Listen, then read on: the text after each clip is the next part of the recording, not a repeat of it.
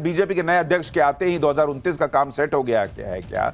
सबसे पहले इसका चैप्टर, जिन नरेंद्र मोदी को दुनिया बॉस मानती है, ग्लोबल मंच पर जिनका डंका बजता है, उन नरेंद्र मोदी ने आज बता दिया कि उनका भी एक बॉस है, बॉस जिनको वो अपने कामकाज का हिसाब देंगे। नरेंद्र मोदी ने आज दुनिया को अपने बॉस से भी मिलवाया। आज से नरेंद्र मोदी के बॉस 45 साल के बीजेपी के नए अध्यक्ष नितिन नवीन हो गए। जो नरेंद्र मोदी लगातार 25 साल से हेड ऑफ गवर्नमेंट हैं, जो लगातार 3 बार से देश के प्रधानमंत्री हैं, वो नरेंद्र मोदी बीजेपी के कार्यकर्ता के तौर पर नितिन नवीन को अपना बॉस बता रहे हैं। और यह सिर्फ बीजेपी में ही हो सकता है बॉस, यह काम सिर्फ नरेंद्र मोदी ही कर सकते हैं। 45 साल के एक युवा को दुनिया की सबसे बड़ी पॉलिटिकल पार्टी की कमान सौंप दी और फिर भर दुनिया के सामने कह दिया गया, अरे ये मेरे बॉस है भाई। लगातार हार के बाद भी इंडी गठबंधन से ना अपने नेता बदले जा रहे हैं, ना नेतृत्व बदला जा रहा है, ना पार्टी की नीति बदली जा रही है, ना एक परिवार का मोह छूट रहा है। दूसरी तरफ नरेंद्र मोदी हैं, जिन्होंने बीजेपी का नेतृत्व एक युवा को देकर जनरेशन शिफ्ट का मैसेज दे दिया। भाई, जिस पार्टी में एक से बड़े एक धुरंधर बैठे हैं, नरेंद्र मोदी से लेकर अमित शाह, राजनाथ सिंह बड़े बड़े नेता हैं, उस पार्टी की कमान एक युवा को सौंप देना, वो भी 45 साल का युवा, जिनके बारे में बहुत लोग जानते भी नहीं थे। यह कोई आसान फैसला तो नहीं होगा, लेकिन बीजेपी इसी तरीके से काम करती है। वो फ्यूचर में इन्वेस्ट करती है और जब फ्यूचर में जीतती है तो लोग कहते हैं अरे ईवीएम हैक हो गया, वोट चोरी हो गया, तो मीडिया ने साथ दे दिया, तो ये तो वो। अरे काम क्या करते हैं पहले ये तो देखो। दूसरी तरफ ढेले भर का परिवर्तन होने को तैयार नहीं, और यहां बड़े बड़े जनरेशनल शिफ्ट हो रहे हैं। और यही नरेंद्र मोदी के काम का तरीका है। उनके लिए परिवार नहीं, प्रतिभा मायने रखती है। वो उम्र और अनुभव के साथ साथ फ्यूचर प्लानिंग करते हुए फैसले लेते हैं, और उनकी फ्यूचर प्लानिंग में नितिन नवीन एकदम फिट बैठते हैं। आज नितिन नवीन को बीजेपी का नया अध्यक्ष नियुक्त कर दिया गया। उनकी आधिकारिक ताजपोशी हो गई, बीजेपी मुख्यालय में उनके नाम का ऐलान हुआ। आज आपको बताऊंगा कि पीएम मोदी ने नए अध्यक्ष नितिन नवीन के लिए क्या क्या कहा, कैसे पीएम मोदी ने कांग्रेस को बुरी तरह से एक तरीके से छील दिया, नितिन नवीन ने पद संभालते ही ऐसा क्या कह दिया भाई कि इंडी गठबंधन में हड़कंप मच गया। यह सब आपको बताऊं, मोदी का मेगा प्लान है क्या यह समझाऊं, उससे पहले आज जो तस्वीरें आई हैं, जिसकी दुनिया नहीं, देश नहीं, दुनिया भर में चर्चा है, उसकी एक झलक देखिए। नए राष्ट्रीय अध्यक्ष के रूप में श्री नितिन नवीन जी को नाम की घोषणा करता हूं। मैं एक कार्यकर्ता हूं, वे मेरे बॉस हैं।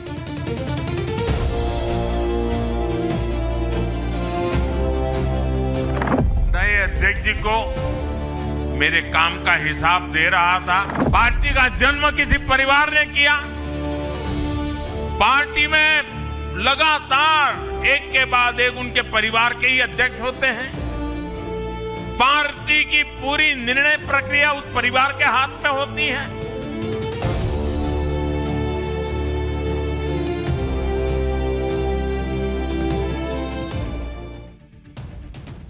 देश की पॉलिटिक्स के लिए इन तस्वीरों के बड़े मायने हैं, और आज आपको वो विस्तार से पाठशाला में समझाऊंगा।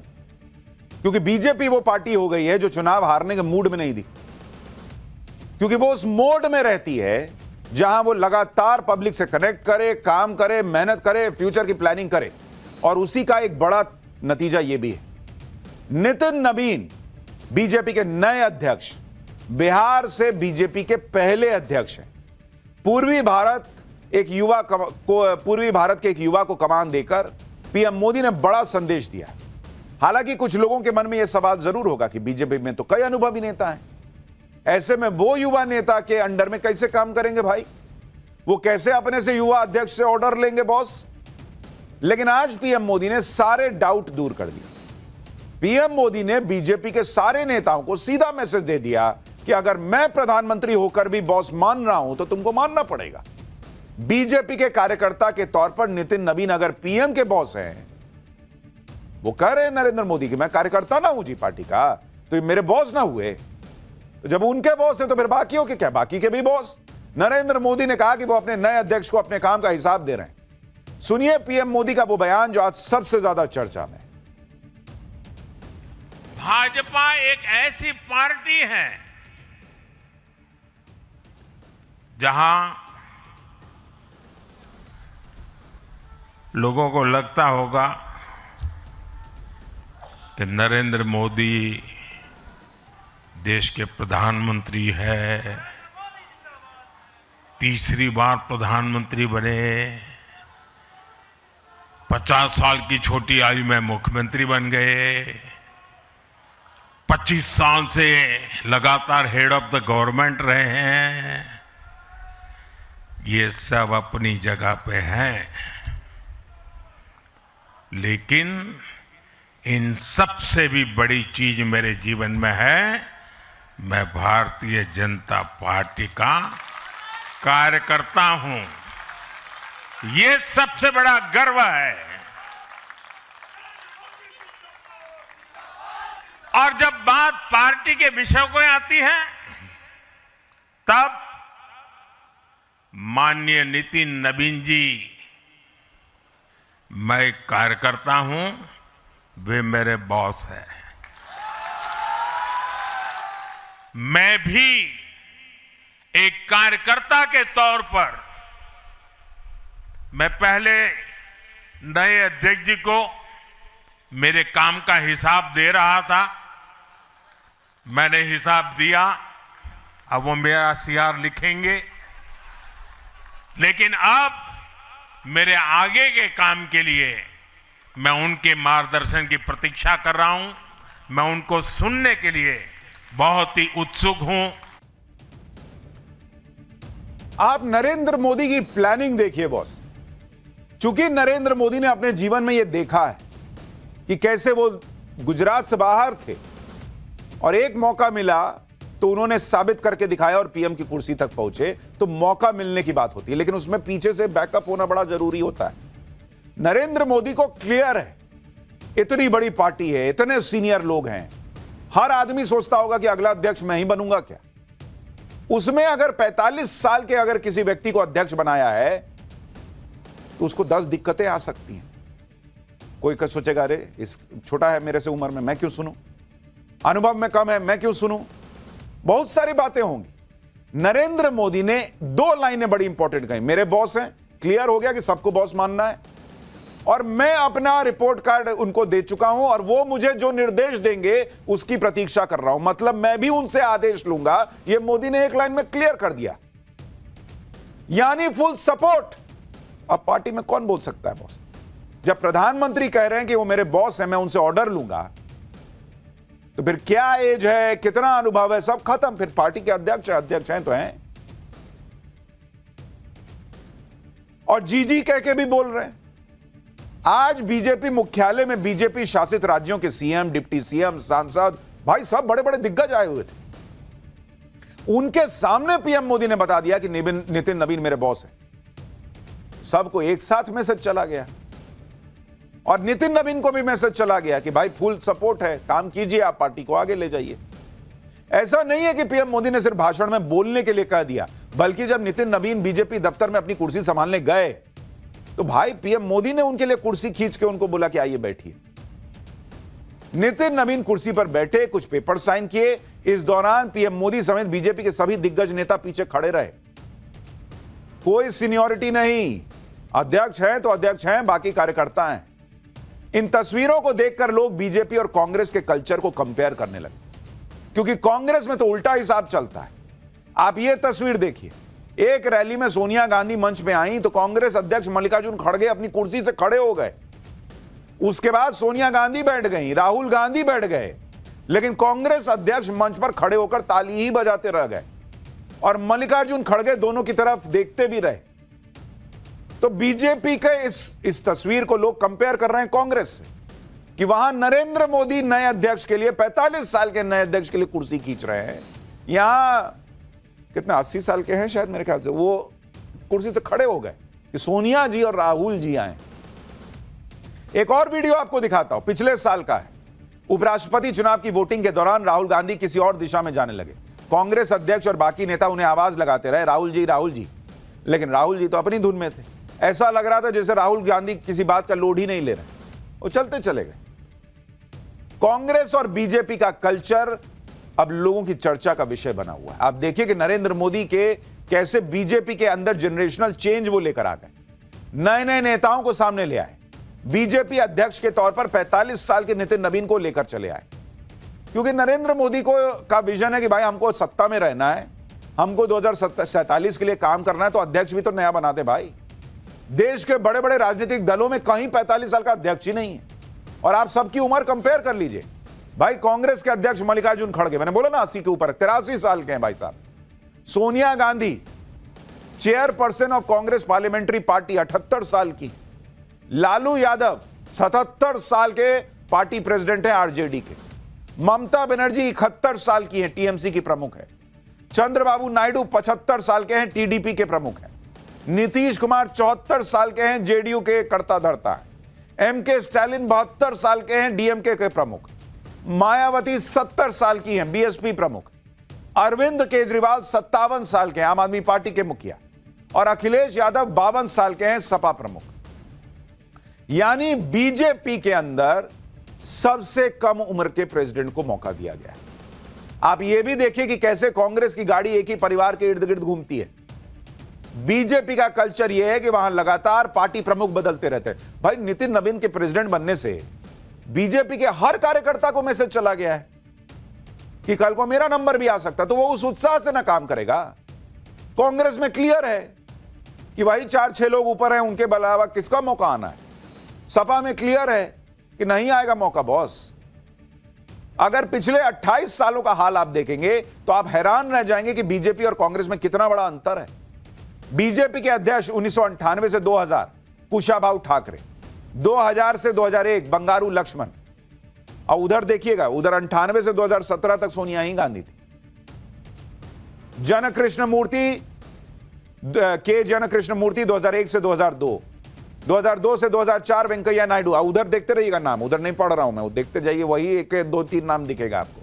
2005 से 2009 राजनाथ सिंह, 2010 से 2013 तक नितिन गडकरी, 2013 से 14 राजनाथ सिंह, 14 से 20 अमित शाह, 20 से 26 तक जेपी नड्डा, 2026 में नितिन नवीन आ गए। उधर सोनिया गांधी, फिर राहुल गांधी, फिर सोनिया गांधी, और उसके बाद मल्लिकार्जुन खड़गे। बहुत दबाव बन गया भाई कि कोई तो बाहर से आए, तब जाकर मल्लिकार्जुन खड़गे बने 2022 में। तो भैया वहां कार्यकर्ता को भी लगता है कि क्या ही मेहनत करना है यार, वहां पहुंच थोड़ी पाएंगे। 1998 से अब तक 28 साल में बीजेपी में 11 अध्यक्ष बन गए। कांग्रेस के यहां एक ही परिवार के अध्यक्ष रहे, फिर उसके बाद खड़गे जी को अध्यक्ष बनाया, जो खुद बोलते हैं कि वो तो गांधी परिवार की कृपा से अध्यक्ष बने। इधर पीएम मोदी ने नितिन नवीन को अपना बॉस बता दिया। उधर कांग्रेस अध्यक्ष मल्लिकार्जुन खड़गे का वो बयान वायरल होने लगा जिसमें वो अध्यक्ष पद पर रहते हुए गांधी परिवार को अपना बॉस बताते रहे। सुनिए एक बार दोनों। मैं एक कार्यकर्ता हूं, वे मेरे बॉस हैं। मेरे को बनाने वाले यहाँ बैठे हैं, श्रीमती सोनिया गांधी जी। मुझे जो अध्यक्ष पद मिला वो भी श्रीमती सोनिया गांधी जी और राहुल गांधी जी के कहने पे, यानी उनके सपोर्ट से ही मुझे मिला।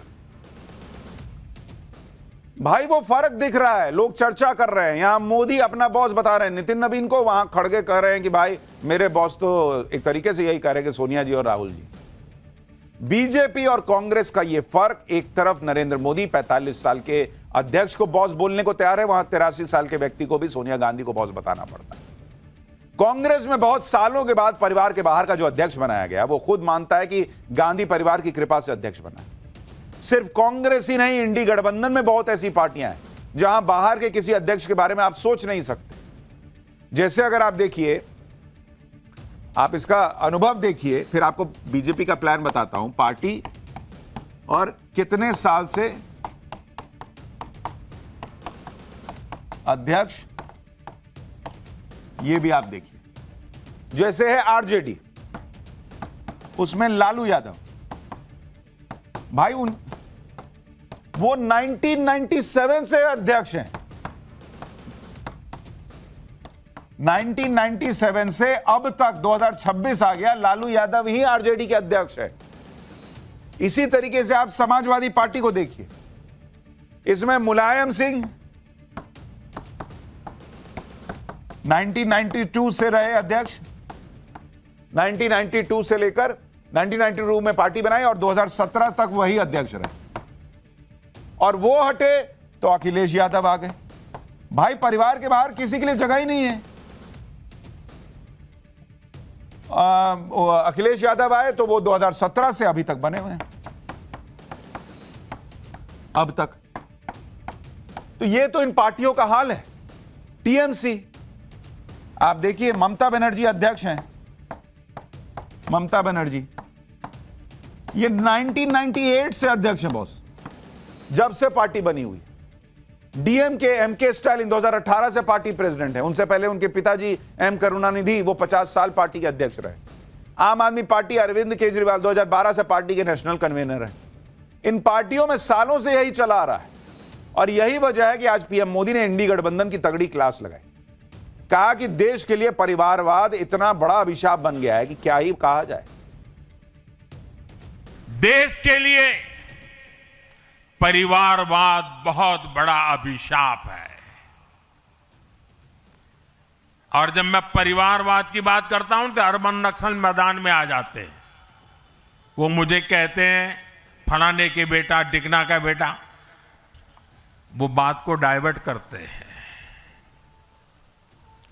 किसी के बेटे की प्रतिभा का हम विरोधी नहीं है, किसी की बेटी की प्रतिभा का हम विरोधी नहीं है, लेकिन दुर्भाग्य से कांग्रेस और देश के अनेक क्षेत्रीय राजनीतिक दलों पर आज अलग अलग परिवारों का कब्जा हो गया है। पार्टी का जन्म किसी परिवार ने किया, पार्टी में लगातार एक के बाद एक उनके परिवार के ही अध्यक्ष होते हैं। पार्टी की पूरी निर्णय प्रक्रिया उस परिवार के हाथ में होती है। पार्टी का कोई भी कार्यकर्ता हो, उसको विचार से लेना देना नहीं, उनको उस परिवार से समर्पित रहना पड़ता है। ये परिवारवाद खतरनाक है, ये लोकतंत्र का दुश्मन है। देखिए बीजेपी की जीत की एक बड़ी वजह यह भी है, उसके मामूली से मामूली कार्यकर्ता को लगता है कि मेरा नंबर आ सकता है। आप अपने ऑफिस में सोचिए ना बॉस, आपको पता रहेगा कि जीवन में कभी आप बॉस ही नहीं बनने वाले हैं। कितने दिन काम कीजिएगा, सोचिएगा, चेंज करो, छोड़ो। इन लोगों का हाल ये तब है जब ये लोग लगातार हार रहे हैं, तब भी ना चेहरा बदलते हैं ना नीति बदलते हैं। जबकि आप नरेंद्र मोदी को देखिए कि वो लगातार बदलाव करते रहे, और वो भी तब जब वो लगातार जीत रहे हैं। ये काम नरेंद्र मोदी और बीजेपी ही कर सकते हैं कि नितिन नवीन जैसे युवा नेता को पार्टी का सर्वोच्च पद दे दिया। आप नितिन नवीन के अध्यक्ष बनने से पहले की तस्वीरें देख लीजिए। कोई सोच नहीं सकता था भाई कि बीजेपी की कमान उनको मिलने जा रही। आप ये पुरानी तस्वीर देखिए, इसमें बिहार बीजेपी के कई नेता एक टेबल पर बैठे हैं और नितिन नवीन खड़े हैं। बीजेपी का कल्चर है, जो व्यक्ति खड़ा है वो आज बैठे हुए लोगों का बॉस बन चुका है। आप नितिन नवीन की एक और तस्वीर देखिए, ये भी पुरानी तस्वीर है। इसमें नितिन नवीन बिहार बीजेपी के बड़े नेताओं के साथ सेल्फी ले रहे हैं दूर से। बीजेपी का यह कल्चर उसे दूसरों से अलग करता है, क्योंकि यहां साधारण कार्यकर्ता भी सर्वोच्च पद पर पहुंच जाते हैं। आप देखिए नितिन नवीन कैसे बिहार की राजनीति से निकलकर बीजेपी के अध्यक्ष तक पहुंचे। 26 साल की उम्र में पहली बार विधायक बने, 45 साल में अध्यक्ष बन गए। नितिन नवीन बिहार में 5 बार के विधायक रहे। वो बिहार सरकार में कानून मंत्रालय से लेकर अर्बन डेवलपमेंट मंत्री तक रहे। साल 2006 में पिता की मृत्यु के बाद वो राजनीति में आए और पटना वेस्ट से पहला चुनाव लड़ा और जीत भी गए। उनके पिता नवीन किशोर सिन्हा बीजेपी विधायक थे और आरएसएस के से काफी करीबी थी उनकी। नितिन नवीन कायस्थ हैं, उन्हें संगठन की अच्छी जानकारी है। साल 2023 में उन्होंने छत्तीसगढ़ विधानसभा चुनाव की जिम्मेदारी संभाली और पार्टी को जीत दिलाई। फिर साल 2024 के लोकसभा चुनाव में भी बीजेपी ने छत्तीसगढ़ में 11 में से 10 सीटें जीती। यानी संगठन प्रतिभा और युवा जोश को देखते हुए नितिन नवीन को अध्यक्ष बनाया गया। नितिन नवीन की ताजपोशी पर पीएम मोदी ने कहा कि बीजेपी में अध्यक्ष बदलते रहते हैं, क्योंकि बीजेपी पद से नहीं प्रक्रिया से चलती है। हमारे यहां मेंबरशिप से भी ज्यादा रिलेशनशिप होती है। बीजेपी एक ऐसी परंपरा है जो पद से नहीं प्रक्रिया से चलती है। हमारे यहां पदभार एक व्यवस्था है और कार्यभार ये जीवन भर की जिम्मेदारी है। हमारे यहां अध्यक्ष बदलते हैं, लेकिन आदर्श नहीं बदलते। नेतृत्व बदलता है, लेकिन दिशा नहीं बदलती। यानी बीजेपी उस ट्रेन की तरह है जिसकी नीतियों की पटरी तय है। ड्राइवर किसी को भी बैठाइएगा वो उसी तरीके से चलेगी रफ्तार से। कांग्रेस का हाल यह है कि वहां ड्राइवर फिक्स है। ट्रेन बदल दीजिए, ट्रेन का इंजन बदल दीजिए, बोगी बदल दीजिए, पटरी उखाड़ के इधर से उधर कर दीजिए, सब बदल जाएगा, ड्राइवर नहीं बदलता। यार मैं ही चलाऊंगा, गांधी परिवार चलाएगा भाई। बीजेपी का क्या कल्चर है यह पीएम मोदी ने बता दिया, लेकिन कांग्रेस का हाल क्या है उसकी कुछ तस्वीरें देखिए। यह तस्वीर दिसंबर 2023 की है। हैदराबाद में एक रैली के दौरान तेलंगाना के सीएम रेवंत रेड्डी ने अपने परिवार के साथ सोनिया गांधी के पांव छुए, जबकि सोनिया गांधी के साथ मल्लिकार्जुन खड़गे भी बैठे हुए थे। लेकिन रेवंत रेड्डी ने पहले सोनिया गांधी के पांव छुए और फिर बगल में बैठे मल्लिकार्जुन खड़गे से हाथ मिलाया। उसके बाद सीएम रेवंत रेड्डी ने अपने परिवार के बाकी सदस्यों को राहुल गांधी से मिलवाया। ऐसा लग रहा था जैसे राहुल गांधी पार्टी के अध्यक्ष हो। पिछले साल दिसंबर में जब कांग्रेस ने दिल्ली में रैली की थी, तब भी मंच पर कांग्रेस के अध्यक्ष मल्लिकार्जुन खड़गे को असहज होना पड़ा था, क्योंकि मंच से उन्हें भाषण देने के लिए आमंत्रित कर दिया गया था। वो अपने सीट से उठ गए, फिर अचानक राहुल गांधी ने मंच संभाल लिया और भाषण देने लग गए। अध्यक्ष खड़े हो गए, राहुल जी ने कहा कि मैं बोलूंगा तो मैं बोलूंगा। कांग्रेस में यह सब आम बात है, अध्यक्ष कोई भी बने, जलवा गांधी परिवार का ही रहता है। लगातार हार के बाद भी परिवार के प्रति पार्टी का मोह ही खत्म नहीं हो रहा। आज पीएम मोदी ने भी चेताया कि कांग्रेस तो हार की समीक्षा से भी डरती है, क्योंकि फिर एक परिवार पर आंच आ जाएगी। लेकिन ऐसा लगता है कि कांग्रेस खुद को बदलने को तैयार नहीं है। सुनिए एक बार। अरे वो आपस में क्या खेलना है उनको वो खेलते रहें। मोहन भागवत कभी किसी का बॉस बन जाता है, कभी मोदी किसी के बॉस बन जाते हैं, हमें कोई मतलब नहीं उससे। संतों के आंसू गिर रहे हैं आज, और ये बॉस बॉस खेल रहे हैं। ये क्या बिग बॉस का गेम चल रहा है यहां? ये मेरे बॉस हैं, मैं उनका बॉस हूं, क्या है ये? जो हिंदू धर्म के सबसे बड़े बॉस हैं वो आंसू गिरा रहे हैं, और इनको बिग बॉस खेलने की सूझ रही है। कौन बॉस है कौन कार्यकर्ता है तो सारा देश देख रहा है। ना जरूर दिखाई देता है कि उनको अध्यक्ष कैसा चाहिए उन्होंने अपना बना लिया। जिस कांग्रेस के राज में सबसे बड़े बॉस प्रभु श्री राम को काल्पनिक बता दिया गया था, उनको आज इंसानों को बॉस सुनकर बड़ी आग लग रही है। जो भगवान श्री राम सबसे बड़े बॉस, उनको काल्पनिक बताते थे बॉस। कांग्रेस को यह सब मजाक लग रहा है। लेकिन आप तस्वीरें देख लीजिए। जिस वक्त नितिन नवीन की ताजपोशी हुई, उस वक्त मंच पर सारे बड़े नेता थे। पीएम मोदी, अमित शाह, जेपी नड्डा, राजनाथ सिंह, नितिन गडकरी, सारे बड़े नेता नितिन नवीन की अगुवाई करके मैसेज दे रहे थे। नितिन नवीन इस पद पर निर्विरोध चुने गए। संगठन चुनाव का जिम्मा संभाल रहे बीजेपी के रिटर्निंग ऑफिसर के लक्ष्मण ने अध्यक्ष पद के चुनाव के नतीजे घोषित किए और नितिन नवीन को सर्टिफिकेट ऑफ इलेक्शन सौंपा। यह बात तो सही है कि पीएम मोदी फ्यूचर की प्लानिंग करके चलते हैं, और पीएम मोदी के विजन को पूरा करने की कड़ी में ही नितिन नवीन जैसे युवा नेता को कमान दी गई है। पीएम मोदी ने नितिन नवीन को मिलेनियन बताया। वो जनरेशन वो जो 80 और 90 के दशक में जन्मा है। साल 1980 में बीजेपी का गठन हुआ था। इसी साल नितिन नवीन का जन्म हुआ था। नितिन नवीन की ताजपोशी के साथ साथ पीएम मोदी ने बंगाल को लेकर बड़ा मैसेज भी दिया। ममता बनर्जी से बंगाल जीतना इस वक्त नरेंद्र मोदी का सबसे बड़ा मिशन है। नितिन नवीन का पहला चैलेंज बंगाल है। आज पीएम मोदी ने घुसपैठियों का जिक्र करके ममता बनर्जी की पॉलिटिक्स को घेर दिया और क्लियर मैसेज दे दिया कि नितिन नवीन के अध्यक्षता में बीजेपी को अब बंगाल जीत कर दिखाना है। आज देश के सामने एक बहुत बड़ी चुनौती घुसपैठियों की है, आबादी के असंतुलन की है। दुनिया के धनवान देश, समर्थ देश, वे भी अपने देश में जो घुसपैठिए हैं उनकी जांच पड़ताल कर रहे हैं और उनको पकड़ पकड़ करके निकाल रहे हैं। पूरी तरह से आश्वस्त हैं कि भाजपा का कार्यकर्ता अपने संघर्ष और परिश्रम के बल पर इन 5 राज्यों में सशक्त भाजपा का नेतृत्व प्रदान करने जाएगा। और हम हमेशा विश्वास करते हैं कि हमें अपनी आस्थाओं के केंद्र के लिए और सनातन परंपराओं को केंद्र को बचाने की लड़ाई अगर लड़नी है तो निश्चित रूप से अपने देश को सुरक्षित रखने की लड़ाई लड़नी है तो इन 5 राज्यों में हमें एक मजबूत ताकत बन के आना है।